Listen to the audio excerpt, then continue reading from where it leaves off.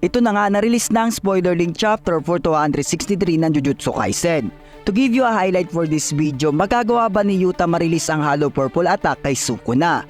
Lalo't ngayon na hindi makagalaw ang King of Courses dahil sa curse technique ni Inumaki na nakalagay sa isang recorder. So hindi ko napapatagalin pa, let's go!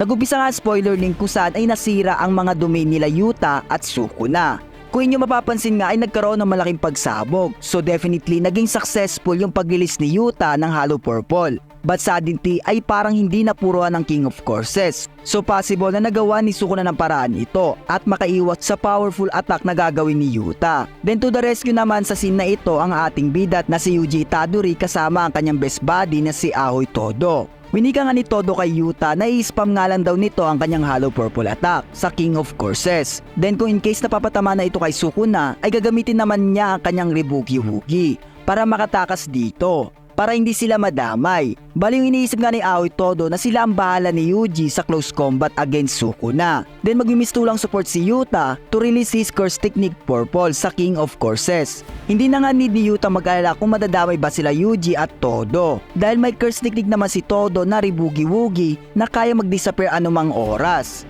Then kung inyo mapapansin ay walang kibo si Yuji Itadori, even nasaksiyan niya na ginagamit ni Yuta ang katawan ng kanyang ginagalang na guro na si Gojo. Bali nakalak na yung atensyon ng ating bida sa King of Courses na need na nila itong matalo agad. Bali no emotion talaga ang ating bida dito mga kaibigan. Then in-indicate nga ng narrator na after nga daw gumamit ni Sukuna ng domain expansion ay hindi na daw siya ulit magagamit ng kanyang curse technique. Pero sa kasamang palad nga mga kaibigan, si Yuta Okkotsu ay kusa na lang tumumba sa kanyang kinatatayuan dahil na burnout na nga ang kanyang copy na curse technique na ginaya kay Kinjaku. Even nga hindi tapos yung 5 minutes mark of time ay kusa itong na burnout dahil na rin sa always na paggamit ni Yuta ng curse technique ni Gojo at ng domain expansion na Infinite Void. Habang kinakalaban nga ng dynamic duo si Sukuna ay doon na pagtanto ni Aoi Todo na nasa limitasyon na siya. Then yung lakas ng King of Courses na kahit anong gawin nilang offensive attack ay still ay hindi ito napapagod at nakaka-react sa kanilang atake. At dito nga sa panel na ito ay nagawa ng King of Courses magla ng solid na Black Flash against Todo.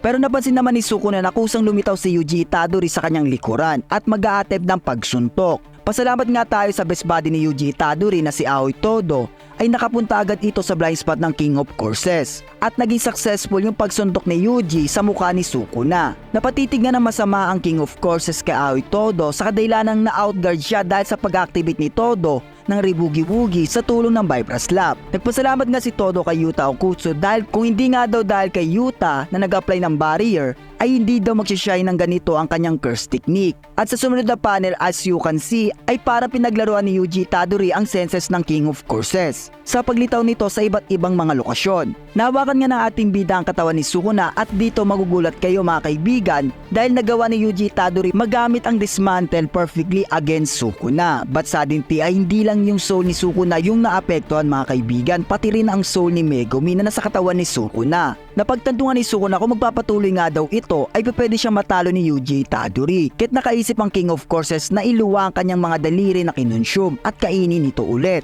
Hindi nga natin alam kung ano ang iniisip ni Sukuna pero possible to regain his own city or curse energy. Napaisip na si Sukuna kung paano daw nagawa ni Yuji magalaw ang kanyang soul by using dismantle. Kahit inakala niya na gumamit ng binding bow si Yuji para i-power off ang kanyang curse technique na kaya rin makagalaw o makahiwa ng soul. Napaka-OP nga ito mga kaibigan kung totoo ang akala ni Sukuna. Then ginamit ng ating bida ang kanyang city para mahiwa ang pillar na kinatatayuan ni Sukuna at dito ay nagawa ni Sukuna masolusyonan ang offensive attack ng ating bida at suntukin ito na naging sanhi sa pagkakatilapon ni Yuji papunta ng pader. Sa own perspective nga ni Sukuna ay kailangan niya lang daw iwasan ang mga atake ni Yuji Itadori. Di si Todo naman ay hirap nang gamitin ang kanyang Rebuki-Wugi. Dahil sa aktong i-activate niya na ito ay walang nangyaring pag-swap pero doon ay nagkakamali tayo mga kaibigan dahil sinuwap ni Todo ay walang iba kundi si Angel na nasa itaas na ni Sukuna para i-activate ang kanyang Jacob's Ladder. Then before nga ito mangyari mga kaibigan ay pinagplanuhan na pala ito ni Yuta at Angel na kailangan nilang gamitin ang Jacob's Ladder para ma-split or maghiwalay ang kaluluwa ni Sukuna kay Megumi. Hanggang sa uli ay nandun pa rin ang will ng ibang Jujutsu Sorcerer na i-rescue si Megumi. In-explain nga ni Yuta yung mga kondisyon na kinakailangan ng kanyang copy na curse technique. Dahil sa sumunod na panel ay ina-activate na ni Angel ang Jacob's Ladder sa pinaka-maximum output nito at tumama talaga sa King of Courses. Grabe revelation nga ito mga kaibigan, kahit sa huling hininga ni Yuta ay nagawa nito makaisip na effective plan para tulungan si Megumi. Magagawa ba ni Angel ma-split ang soul ni Megumi kay Sukuna? At magagawa ba ng ating mga bida na talunin ang King of Courses? Bali doon matatapos sa spoiler link for chapter 263. Mag-follow na kayo sa ating page na Senpai Koi for early uploads mga kaibigan. Ayun lang, maraming salamat.